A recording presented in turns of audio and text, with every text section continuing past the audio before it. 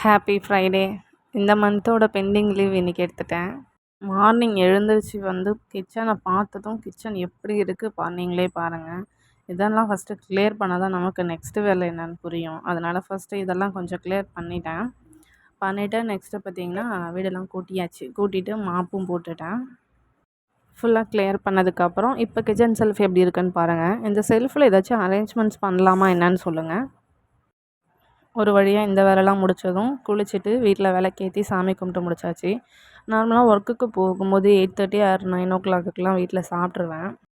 இன்றைக்கி லீவு, அது இல்லாமல் ஃப்ரைடே அப்படின்னாலே என்னோடய ஹேபிட் என்னென்னா வீட்டில் இருக்க ஒர்க்கெல்லாம் முடிச்சுட்டு சாமி கும்பிட்டுட்டு தான் சாப்பிடுவேன்.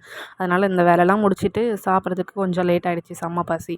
அடுத்து கோவிலுக்கு கிளம்பலான்னு பார்த்தேன். திடீர்னு அப்புறம் என் பொண்ணு ஞாபகம் வந்துச்சு. பொண்ணுன்னா என்னோடய பொண்ணு கிடையாது, என் அக்காவோட பொண்ணு.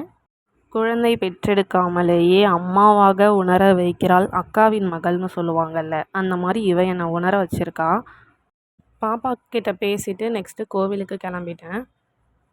எப்போவும் எல்லாருமே நல்லா இருக்கணும், அவங்கவுங்க என்ன வேண்டுறாங்களோ அது அவங்களுக்கு கிடைக்கணும்னு நான் கடவுள்கிட்ட வேண்டிக்கிறேன். நீங்களும் எனக்காக வேண்டிக்கோங்க. சரி, நான் கோவிலுக்கு கிளம்பிட்டேன். கோவிலில் இன்றைக்கி என்ன பூஜைன்னு சொல்லிட்டு நெக்ஸ்ட் வீடியோவில் அப்லோட் பண்ணுறேன், மறக்காமல் பாருங்கள்.